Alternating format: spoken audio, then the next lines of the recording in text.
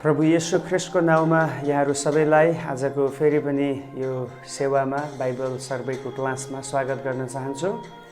सबैजनालाई जय मसीह। आज फेरि हामी उहाँको वचन सिक्नको निम्ति यसरी आफ्नो बहुमूल्य समयलाई अलग्याएर प्रभुको निम्ति ल्याएका छौँ। अनि म आशा गर्दछु तपाईको समय व्यर्थ गइरहेको छैन। परमेश्वरको वचन सिक्नु तपाईको लागि आत्मिक जीवनको लागि उन्नतिको कारण भएको छ।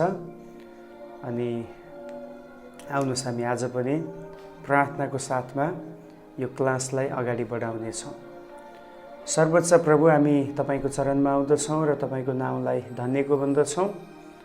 विशेष गरी प्रभु यो नेपाली बाइबल सर्वेको क्लासलाई तपाईको हातमा दिन्छौँ। प्रभु यो क्लासलाई सुरुदेखि आखिरसम्म तपाईले अगुवाई गर्नुहोस्। सिक्नुपर्ने र बुझ्नुपर्ने कुराहरू आज हामीलाई बुझ्नलाई तपाईको पवित्र आत्माले सहायता गर्नुहोस्। हाम्रो समझलाई तपाईले उघारिदिनुहोस्। हाम्रो विवेकलाई तपाईले तयार गरिदिनुहोस् र हामीलाई प्रभु त्यो मन दिनुहोस्, त्यो नम्रताको मन, ताकि हामी आज सिक्ने र बुझ्ने कुराहरूलाई हाम्रो जीवनमा आउने दिनहरूमा त्यसलाई पालना गर्दै अगाडि बढ्न सकौँ। यो क्लासको सुरुदेखि आखिरसम्म तपाईको अगुवाई र तपाईको सहायता माग्दछौँ। प्रत्येक कुरामा तपाईको नाम महिमा भएको होस्, महिमित भएको होस्। धन्यवाद छ। प्रार्थना सुन्नुभयो। आदर महिमा तपाईलाई दिँदछौँ ख्रीष्ट येशूको नाउँमा, आमेन। हामी पहिलो इतिहासको पुस्तक हेर्दैछौँ हिजोदेखि। अनि पहिलो इतिहासको पुस्तकमा हामीले सरसर्ती हिजोको दिनमा हेर्दै थियौँ। लेख्नुको उद्देश्य हेऱ्यौँ अनि लेखकको बारेमा हामीले हेऱ्यौँ। कुन समयमा यो पुस्तक लेखियो त्यो पनि हेऱ्यौँ। अनि यो पुस्तकले कुन समयकालको घटनाहरूलाई समेटेको छ। पुस्तक लेखेको मिति अलग छ, तर पुस्तकभित्र भएका घटनाहरू अलग समयमा भएका घटनाहरू थियो। त्यो पनि हामीले हेऱ्यौँ। मुख्य चाबी पदलाई हेऱ्यौँ, मुख्य व्यक्तिहरूलाई हेऱ्यौँ, मुख्य ठाउँहरू हेऱ्यौँ र रूपरेखालाई हामीले हेरेका थियौँ। आज हामी यही पहिलो इतिहासकै पुस्तकको दोस्रो श्रेणीमा हामी जानेछौँ। अनि यहाँ चाहिँ हामी यो पुस्तकको मुख्य विषयहरूलाई आज विचार गर्नेछौँ। The mega themes of the book of first chronicle. पहिलो इतिहासको पुस्तकको मेगा थिम्सहरू, मुख्य थिम्सहरूलाई आज हामी हेर्नेछौँ।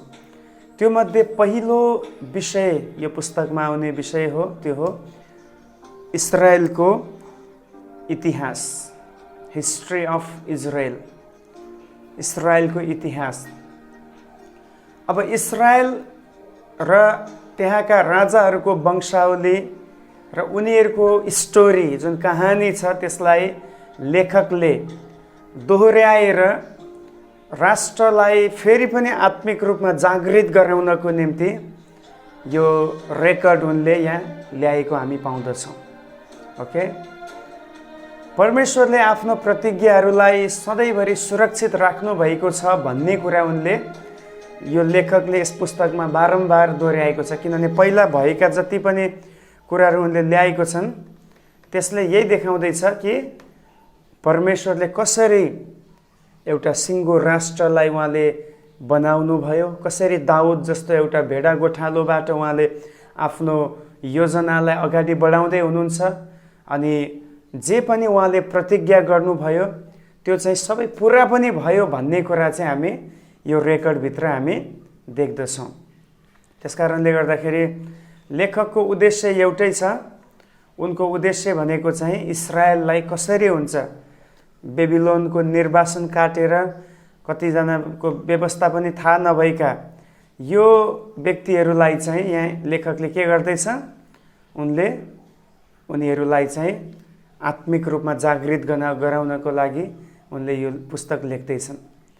अनि परमेश्वरले जति पनि इस्राएलीहरूको बिचमा चाहिँ राजाहरू, अगमवक्ताहरू, पुजारीहरू, अगुवाहरू र जनताहरूको यस ठाउँमा रेकर्ड राख्नको लागि इजरालाई उहाँले अगुवाई गर्दै हुनुहुन्छ। वास्तवमा यो रेकर्डले चाहिँ पछि आउने उनीहरूको भावी पुस्तालाई जो नयाँ जेनेरेसन्सहरू उदय हुनेछ त्यो नयाँ जेनेरेसन्सहरूको लागि चाहिँ यो अहिलेको रेकर्ड एकदमै कामको रेकर्ड बन्नेछ। किनभने यहुदीहरूको इतिहासलाई पुरा विश्वमा त्यसलाई साबित गर्नुपर्नेछ। किनभने त्यही यहुदी घरानामा नै संसारको पापलाई उठाइ लैजाने परमेश्वरका थुमा जन्म लिएर आउनुभएको थियो।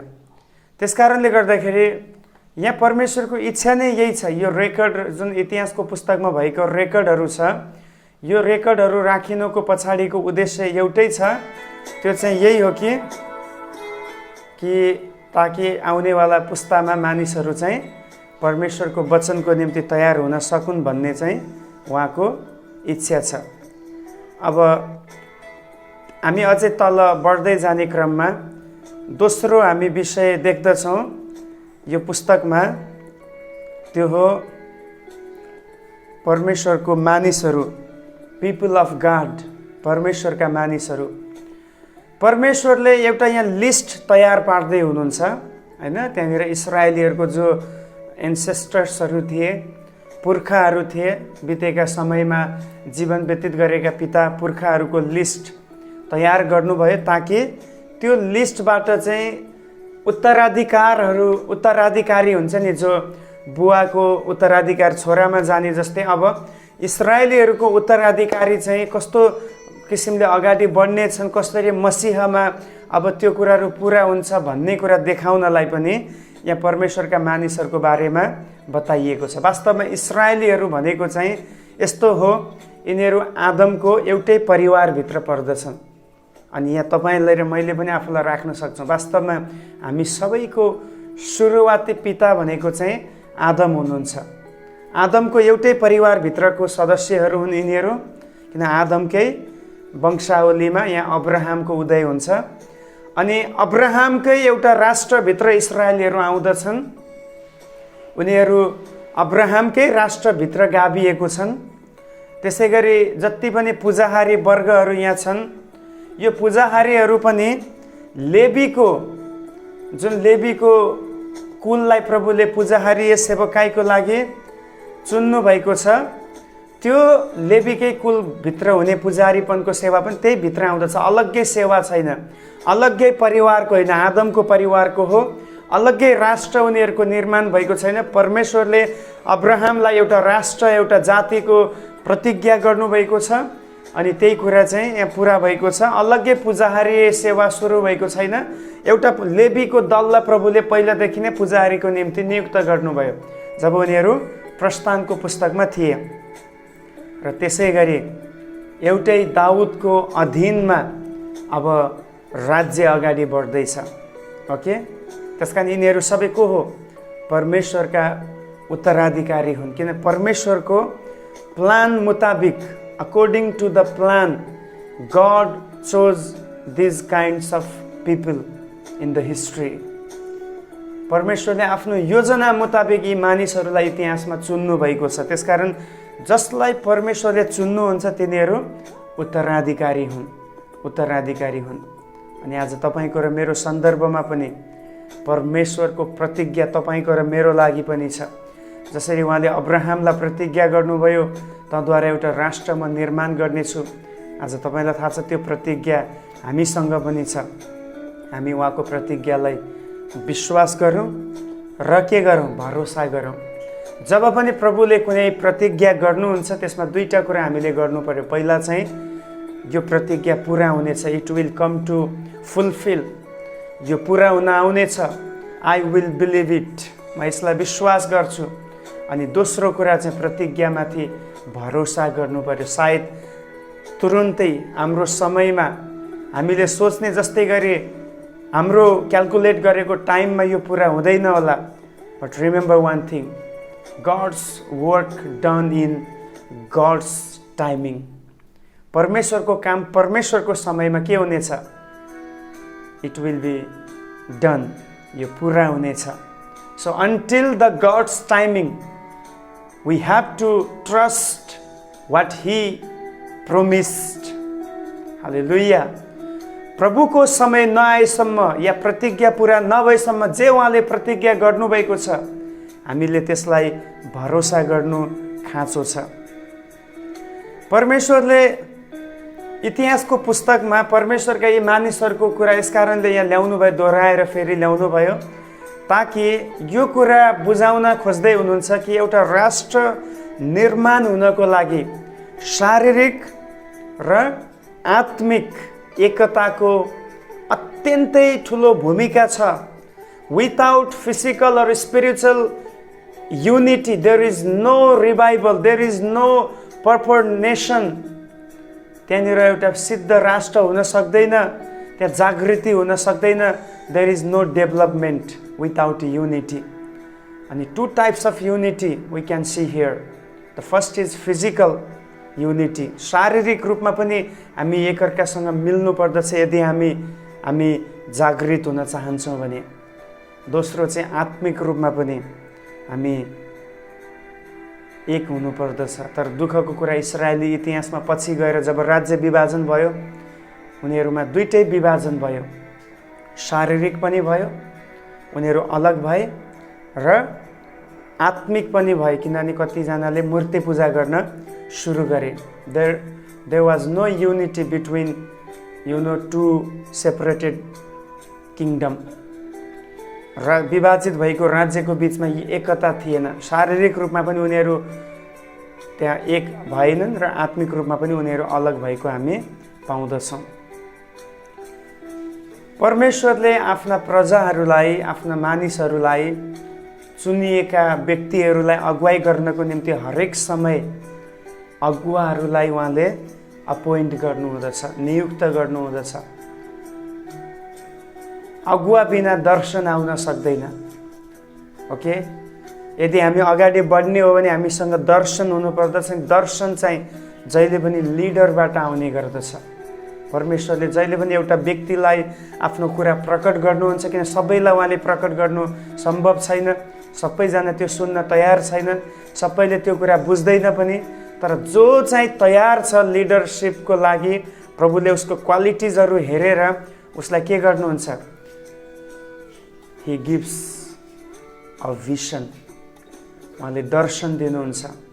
अनि त्यो अगुवाको अन्डरमा भएका मानिसहरूले चाहिँ आफ्नो अगुवाको दर्शनसँग मेल गरेर सहमत भएर अगाडि बढ्दाखेरि के हुन्छ? उनीहरूबाट परमेश्वरको इच्छा पुरा हुन्छ र परमेश्वरको काम पुरा हुन्छ। साथै जब परमेश्वरको काम पुरा हुन्छ, स्वत परमेश्वरको नाउँलाई महिमा मिल्दछ। त्यसैले आज तपाईँको र मेरो सन्दर्भमा पनि यो कुरा लागू हुन्छ। आज हामी के अगुवाको दर्शनमा साथ दिने व्यक्तिहरू?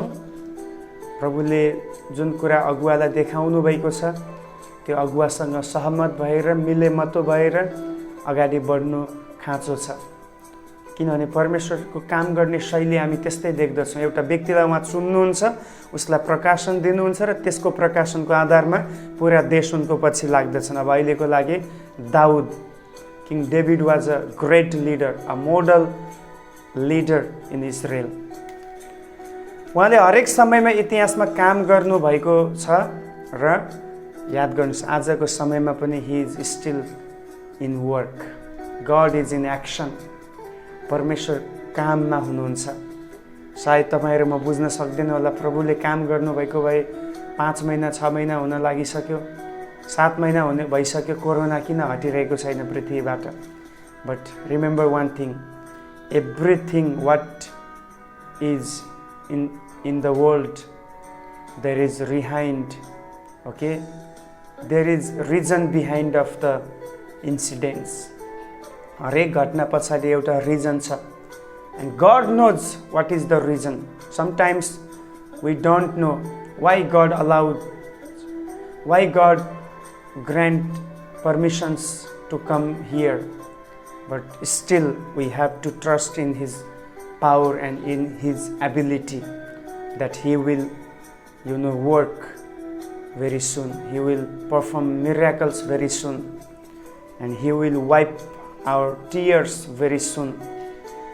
सायद तपाईँ आज समस्याको कारणले रुँदै हुनुहुन्छ, तपाईको प्रब्लममा तपाईँ आत्तिदै हुनुहुन्छ। Just I want to encourage you from the word of God. There is a time and God will wipe out your all tears. हालेलुया। बाइबलले भन्दछ रोदन चाहिँ रातभरिको लागि हो, हेर उज्यालो नजिकै छ। हालेलुया। सायद अहिले हामी अँध्यारोमा जस्तै छौँ होला, but remember one thing, the day has come, it is very near. उज्यालो धेरै नजिकै छ, दिन धेरै नजिक छ। आज हामी उहाँमाथि भरोसा गर्न सकौँ। तेस्रो हामी यो पुस्तकमा देख्ने मुख्य विषय भनेको दाउद जो एक राजा हुन् उनको विषयमा हामी पाउँदछौँ। David the king of Israel, दाउद इजरायलको एक राजाको विषयमा हामी देख्दछौँ।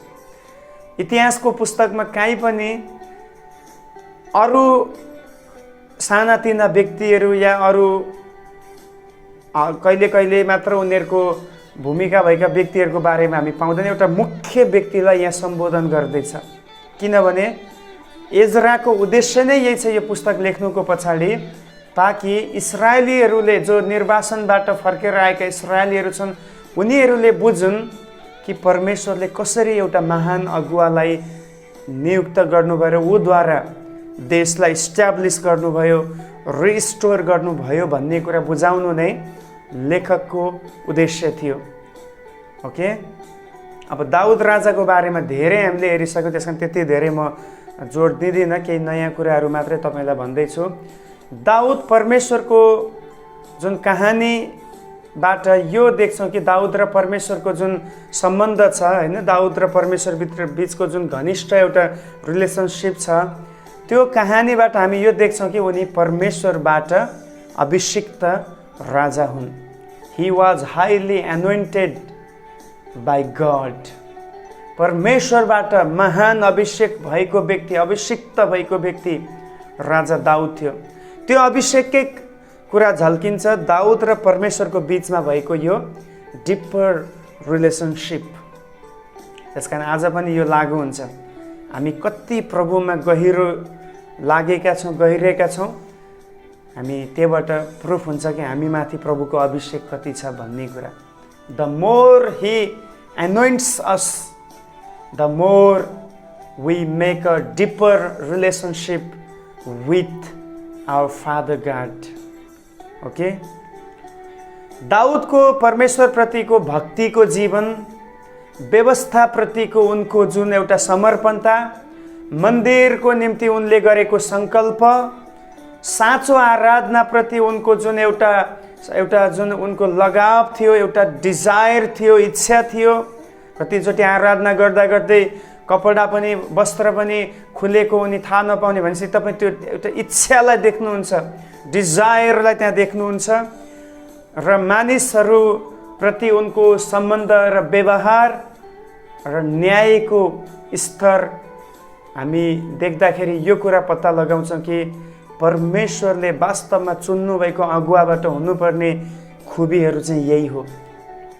परमेश्वरप्रतिको भक्तिको जीवन, व्यवस्थाप्रतिको एउटा लगाव, आराधनाप्रतिको जुन एउटा डिजायर, मानिसहरूप्रतिको प्रेमिलो व्यवहार, मन्दिर बनाउने उनको जमर्को र प्रयास र न्याय गर्न सक्ने खुबी चाहिँ यी सबै क्वालिटिजहरूले, यी सबै आत्मिक भरपूर गुणहरूले यो देखाउँदछ कि परमेश्वरले चुन्नुभएको सेवकमा, अगुवामा, राजामा, पुजाहारीमा, पास्टरमा, लिडरमा, विश्वासीमा यी गुणहरू हुनु जरुरी छ। Okay, what God wants as a chosen people, okay, परमेश्वरद्वारा चुनेको व्यक्तिमा हुनुपर्ने कुरा के हो, यी सबै कुराहरू हुन्। यसकारण दाउदलाई पनि हामी येशू ख्रिस्टको छायागत व्यक्तिको रूपमा हामी लिन सक्दछौँ।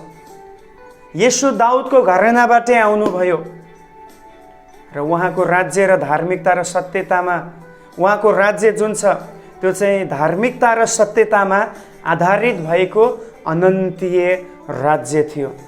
परमेश्वरले दाउदलाई भन्नुभएको थियो कि म तेरो घरानामा राजाको कमी हुन दिने छैन, तेरो राज्य अनन्तको राज्य हुनेछ। तर हामीलाई थाहा छ केही वर्षभित्रमै राज्य त दुई भाग भएको छ। 586 देखि राजा नै नहुने अवस्था छ यहुदीहरूको। र प्रभु त भन्दै हुनुहुन्छ म तेरो घरानामा एउटा पनि राजाको कमी हुन दिने छैन, शासन सधैँ तेरो घरानाबाट चल्नेछ। How could it possible then? Remember one thing, it all fulfils in the life of Jesus Christ. Okay, यो सबै कुरा येशूको जीवनमा पुरा भएको छ। येशूको राज्य चाहिँ अनन्तीय राज्य हो। There is no limitations in his kingdom. उहाँ चाहिँ अल्फा र ओमेगा हुनुहुन्छ अनि उहाँको राज्य चाहिँ सत्यता र धार्मिकतामा आधारित भएको राज्य हुन्छ। आज त्यो राज्यमा हामी सबै जुडेका छौँ। दाउदबाट सुरु भयो, अहिले पनि यो राज्य सिलसिला अगाडि बढ्दैछ। जबसम्म येशूको दुबारा आगमन हुँदैन तबसम्म यो आत्मिक राज्य अगाडि बढी नै रहनेछ। Keep moving and moving and moving because of the promises of our heavenly father. अनि सेकेन्डली, जब उहाँको दोस्रो आगमन हुनेछ, एउटा अक्षरिक राज्य पनि यस पृथ्वीमा सुरु हुनेछ। बाइबलले भन्दछ 1000 वर्षको शासनमा शैतान र यसको दूतहरूलाई बन्धुवाईमा पुर्याइनेछ। दुष्ट शक्तिहरू सबै निष्क्रिय हुनेछन्। केवल प्रभु र प्रभुको दुलही सँगै मिलेर यस पृथ्वीमा 1000 वर्षको शासन हुनेछ। अनि त्यसपछि पनि अनन्तको राज्य हामी देख्दछौँ, स्वर्गको राज्य जहाँ कहिले पनि मृत्यु हुने छैन, जहाँ कहिले पनि पीडा हुने छैन, शोक र चिन्ता फिक्री हुने छैन। त्यो अनन्तको राज्य प्रभुले स्थापना गर्दै हुनुहुन्छ। यस उहाँको वचन चाँडै नै पुरा हुन लागिरहेको छ। त्यसकारण हामी देख्न सक्दछौँ दाउद राजालाई किन बारम्बार पुस्तकहरूमा दोहोऱ्याइएको छ, किनभने उनी येशू ख्रिस्टको छाया थिए। आउन लाग्नुभएको मसीह जो अनन्तीय राजा हुनुहुन्छ, उहाँको एउटा छाया हामी दाउदमा देख्न सक्दछौँ। चौथो कुरा यो पुस्तकमा भएको मेगा थिम हो ट्रु वर्शिप, साँचो आराधना। आराधना पुरानो नियममा कसरी हुन्थ्यो अथवा इतिहासको पुस्तकले आराधनालाई कसरी व्याख्या गरेको छ? यहाँ कुनै ब्यान्ड छैन, यहाँ कुनै म्युजिसियनको झुन्डा पनि छैन, यहाँ कुनै गाउने टोलीहरू एकदमै चर्को आवाजमा गाएको नाचेको पनि छैन। तर पनि इतिहासको पुस्तकले आराधनाको झुन्डको बारेमा यहाँ बताएको छ, या आराधनाको विषयमा बताएको छ। त्यो हो जब यहुदीहरूले बलिदान चढाउँदथे, त्यो नै एउटा आराधनाको हिस्सा थियो, आराधनाको भाग थियो। जब पनि उनीहरू परमेश्वरको निम्ति केही भेटी चढाउँदथे, त्यो आराधनाकै एउटा हिस्सा थियो। त्यसकारण याद गर्नु, जब पनि हामी प्रभुको राज्यको निम्ति केही गर्दछौँ, केही दिँदछौँ, उहाँको सेवकाईको निम्ति हात बढाउँदछौँ, we are worshipping the almighty Lord. हामी दिनेद्वारा महान प्रभुलाई आराधना गर्दछौँ। दाउदले करारको सन्दुक यरुशलेममा ल्याए ताकि मानिसहरूको साँचो आराधना पुनर्स्थापित हुन सकोस्। हेर्नुहोस्, अब यहाँ आराधना भनेपछि सन्दुकलाई पनि देखाएको छ। त्यो मैले बारम्बार रिपिट गरेको कुरा। पहिले सन्दुक अरू कसैको घरमा राखेको थियो, अनि जुन घरमा सन्दुक राखियो, लेखिएको छ सन्दुक त्यहाँ भएको कारणले त्यो घराना आशीषित भयो। वाउ! किन प्रभुको उपस्थिति जुन घरानामा छ, definitely they will be blessed, उनीहरू आशीषित हुनेछन्। अनि अहिले दाउदले यो थाहा पाए, अब चाहिँ केवल एउटा परिवार मात्र आशीषित भएर हुँदैन, तर एउटा देश आशीषित हुनुपर्नेछ। त्यसको लागि यसलाई मुख्य ठाउँमा नै, यरुशलेममा, राजधानीमा नै यसलाई ल्याएर के गर्नुपर्छ? राखिनु पर्दछ। अनि हामी देख्दछौँ दाउदले यरुशलेममा ल्याएर करारको सन्दुकलाई ल्याए ताकि मानिसहरूको आराधना फेरि पुनर्स्थापित हुन सकोस्। परमेश्वरले आराधनाको निम्ति मन्दिर बनाउनलाई योजना दिनुभयो दाउदलाई, र दाउदले पुरा इस्राएलभरि नै आराधनाको निम्ति एउटा रणनीति बनाए, र साथसाथै हरेक ठाउँमा पुजाहारीहरूलाई उनले व्यवस्थित गरे ताकि प्रभुको आराधना पुरा देशभरि हुन सकोस्। अब सबै ठाउँका मानिसहरू केवल यरुसलेममै त आउन सक्दैनन् हो। वर्षमा 3 पटक यहुदीहरूको पुरुषहरू चाहिँ यरुसलेममा आउनु नै पर्थ्यो। त्यो चाहिँ कम्पल्सरी नियम थियो। तर बाँकी समयमा पनि उनीहरूले लगातार प्रभुसँग आराधना गरून् भन्ने उद्देश्यले दाउदले एउटा राम्रो रणनीति तयार पाए, स्ट्र्याटेजी उनले बनाए। अनि त्यो स्ट्र्याटेजीमा यो थियो कि उनले हरेक ठाउँमा पुजाहारीहरूलाई नियुक्त गरिदिए, व्यवस्थित गरिदिए, ताकि आराधना नरोकियोस्। परमेश्वरको आराधनाको मुख्य स्थान त्यो बेलामा यरुसलेम थियो। तर आजको कन्टेक्स्टमा कुन हो तपाईँको विचारमा आराधनाको स्थान? कुनै ठाउँ होइन। The heart is the centre place of worship. हाम्रो हृदय नै आराधनाको मुख्य ठाउँ हो। प्रेज द लर्ड। आज तपाईँको र मेरो हृदय केले भरिएको छ? के यो हृदयमा आज प्रभु विराजमान हुनुहुन्छ? के यो हृदयबाट धन्यवाद, प्रशंसा, स्तुति, आराधनाका शब्दहरू उर्लिआएको छ? प्रिय, तपाईँले र मैले विचार गर्नुपर्ने कुरा चाहिँ हाम्रो जीवन चाहिँ अब पवित्र आत्माको मन्दिर हो। You are the temple of the holy spirit. The spirit of the Lord is dwelling inside you. Okay, पवित्र आत्मा तपाईँभित्र वास गर्नुहुन्छ, कारण अब चाहिँ तपाईँ नै मन्दिर हुनुहुन्छ। सायद तपाईँले सुसमाचार सुनाउँदा मानिसहरूले भनेको हुनुपर्छ, तिमीहरू किन मन्दिर जाँदैनौ, किन कुनै चिजको अगाडि ढोक्दैनौ, दण्डवत गर्दैनौ? तपाईँको एन्सर यही हुनुपर्छ, हामी यस कारणले मन्दिर जाँदैनौँ, हामी यस कारणले कुनै देवी देवताको अगाडि झुक्दैनौँ या कुनै चिजको अगाडि हामी दण्डवत गर्दैनौँ पूजाआजा गर्नको निम्ति, किनभने God himself lives with us। प्रभु आफै हामीभित्र वास गर्नुहुन्छ, हामीमा वास गर्नुभएको छ। So where should we go? हामी कहीँ पनि जान सक्दैनौँ, किनभने प्रभुको उपस्थिति हाम्रो जीवनमा छ। हालेलुया। जब हामी परमेश्वरलाई हाम्रो जीवनको एकमात्र राजा भनी त्यो राजाको बारेमा हामी ज्ञान पाउँछौँ कि हाम्रो जीवनमा, हाम्रो सिंहासनमा विराजमान हुनको लागि उहाँ मात्रै योग्य हुनुहुन्छ भन्ने ज्ञान जब हामीले प्राप्त गर्दछौँ, ध्यान दिनुहोस्, तब हाम्रो जीवनबाट अटोमेटिकल्ली नै त्यो साँचो आराधना हुन थाल्दछ। त्यसकारण आज खाँचो छ, जरुरत छ हामीले बुझ्नुपर्ने कि मेरो जीवनको सञ्चालक चाहिँ प्रभु हुनुहुन्छ। If you acknowledge about it, then automatically you will worship the Lord। Okay, तपाईलाई पहिला त यो चेतना र ज्ञान हुनु खाँचो छ कि मेरो हृदयको मालिक को हुनुहुन्छ।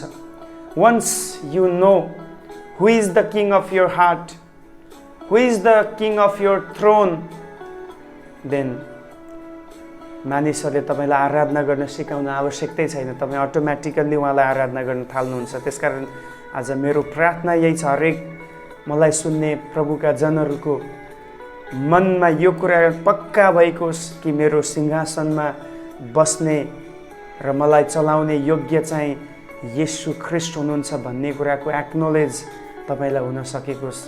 That's my prayer for you this evening time. 5औं मेगा थिम हामी पाउँदछ यो पुस्तकमा, त्यो हो पुजाहारीको विषयमा। प्रिस्ट, पुजाहारी।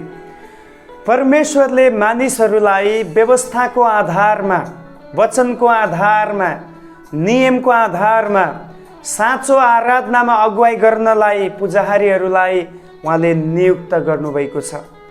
आराधना भनेपछि लापरवाहीसँग हुन मिल्दैन। There is a rules, there is a regulations. अनि त्यो रुल्स र रेगुलेसन्समा रहेर मात्रै हामी प्रभुलाई आराधना गर्नुपर्दछ। लापरवाही साथमा, अपवित्रताको साथमा, मनमानीपनमा, आलस्यपनमा, झुटको व्यवहारको साथमा हामीले गरेको आराधना गॉड विल नट एक्सेप्ट। यदि उहाँलाई हामी आराधना गर्न चाहन्छौँ भने त्यो आराधना चाहिँ व्यवस्था मुताबिक हुनुपर्दछ। यसकारण प्रभुले पुजाहारीहरूलाई नियुक्त गर्नुभयो ताकि पुजाहारी मार्फत यो झुण्डलाई, यो इस्राएली समुदायलाई ठिक रीतिले अगुवाई गर्न सकिएको होस्। पुजारीलाई वचनको ज्ञान छ, व्यवस्थाको ज्ञान छ। अनि आज मण्डलीको केसमा पनि यही हुन्छ। परमेश्वरले एउटा अभिषिक्त दासलाई त्यहाँ नियुक्त गर्नुहुन्छ। उसले वचनबाट सिकेको हुन्छ, वचनबाट प्रभुको प्रकाशन पाएको हुन्छ अनि उसले त्यो अनुसार मण्डलीलाई के गर्ने गर्दछ? अगुवाई गर्ने गर्दछ, जहाँ पुरा मण्डली प्रभुको आराधनामा मग्न हुन सक्दछ। हालेलुया। तर धेरै दुःखको कुरा, कति ठाउँमा मानिसहरूले साँचो आराधनामा अगुवाई गर्नुपर्ने व्यक्तिहरूले नै कतिचोटि त्यसलाई बिगारेको छ। उनीहरू धनको लोभमा फसेर, पोजिसनको लोभमा फसेर, अन्य कुराका लोभमा फसेर उनीहरूले जुन मण्डलीभित्र वचन अनुसार हुनुपर्ने आराधनाका कुराहरू छ, सेवकाईका कुराहरू छ, मिसनका कामहरू छ, त्यहाँ रुकावट आइरहेको छ। हामी आजको समयमा मण्डलीहरूको लागि प्रार्थना गर्नु खाँचो छ। त्यसकारण पुजाहारीको सेवकाईद्वारा इस्रायल जातिलाई आत्मिक रूपमा उनीहरूको जीवनलाई कायम गर्नको निम्ति ठुलो भूमिका पुजारीहरूले खेल्ने गर्दथे।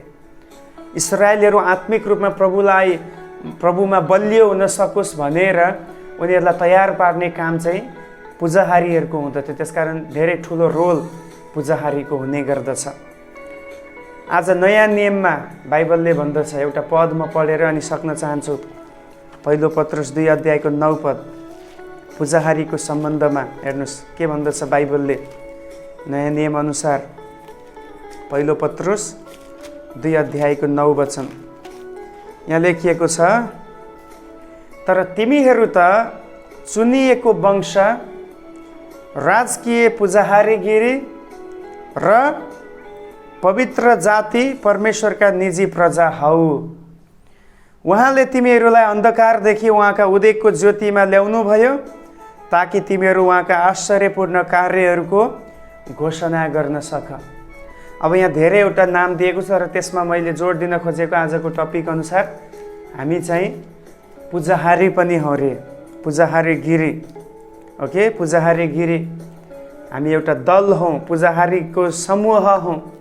जसरी पुरानो नियममा लेवीको झुण्ड, आराधनाको झुण्ड, पुजारीको झुण्ड थियो भने आज नयाँ नियममा ख्रिस्टको रगतद्वारा पवित्र बनाइएको हरेक व्यक्ति नै पुजाहारी हो। अब तपाईँ मलाई भन्न सक्नुहुन्छ पुजाहारीको सेवकाई के हो? त्यसो भए याद गर्नुहोस्, पुजाहारीको सेवकाई हो एक अर्कालाई प्रभुमा बलियो बनाउने, उत्साहित गर्ने, प्रभुको निम्ति साँचो आराधनाको निम्ति एक अर्कालाई डोर्याउने काम पुजाहारीको काम हो। जसरी पुरानो नियममा पुजारीले यो काम गर्थे, आज तपाईँ र म पनि हुन सकोस् साँचो पुजाहारी बनेर मानिसहरूलाई, सहकर्मी, हाम्रो सङ्गी व्यक्तिहरूलाई साँचो आराधनामा अगुवाई गर्न सकौँ। यसको दुईवटा पक्ष छ। एउटा चाहिँ मण्डलीभित्र पनि लागु हुन्छ, हामी सँगै मिलेर एकले अर्कालाई उत्साह दिँदै, साथ दिँदै हामी आराधनामा अगुवाई गर्नुपर्दछ। र दोस्रो चाहिँ याद गर्नुहोस्, आज संसारमा लाखौँ करोडौँ मानिसहरू आराधना, साँचो आराधनादेखि वञ्चित छन्। उनीहरू अन्य देवी देवता, मूर्ति पूजा, अन्य धर्मको अधीनमा छन्। शैतानले उनीहरूलाई जकडिरहेको अवस्था छ। अनि हुन पाओस् हामी एउटा असल पुजाहारी बनेर आज नाश भएका व्यक्तिहरूलाई साँचो आराधनातर्फ, भ्रष्टतामा र भ्रष्ट भएर बरालिएका पुस्तालाई साँचो आराधनामा हामी अगुवाई गर्न सकौँ। बाइबलले भन्दछ येशू हाम्रो प्रधान पुजाहारी हुनुहुन्छ। He was a high priest, महान पुजाहारी। अनि उहाँले के गर्नुभयो? उहाँले पुजाहारीय सेवकाई उहाँले पुरा गर्नुभयो। क्रुसमा आफै बलिदान भएर उहाँले संसारमा पापको कारणले मरिरहेका व्यक्तिहरूलाई उहाँले साँचो आराधनामा जोड्नुभयो। अनि आज तपाईँ र म पनि पुजाहारीय सेवकाई गर्दैछौँ। हाम्रो बोली वचनद्वारा, हाम्रो कामद्वारा, हाम्रो एक्टिभिटिजहरूद्वारा हामी के गर्ने गर्दछौँ? नाश भएका मानिसहरूलाई प्रभुको आराधनामा डोर्याउने काम गर्दछौँ। Remember one thing, we are not changing any religion. हामी कसैको कुनै धर्मलाई चेन्ज गर्दैनौँ, but we lead people to true worship. हालेलुया।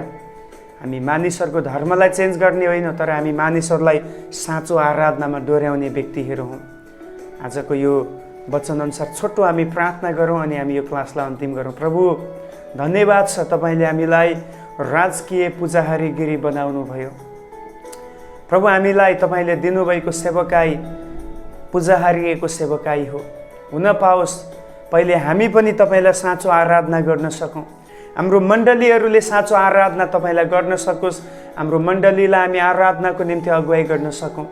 र साथसाथै प्रभु, हामी यो प्रार्थना गर्दछौँ आज जति पनि नाश भएका व्यक्तिहरू छन्, भ्रष्ट आराधनाको जीवन जिउनेहरू छन्, उनीहरूलाई प्रभु तपाईँमा डोर्याउनलाई, साँचो आराधनामा उनीहरूलाई ल्याउनलाई तपाईँ हामीलाई चलाउनुहोस्।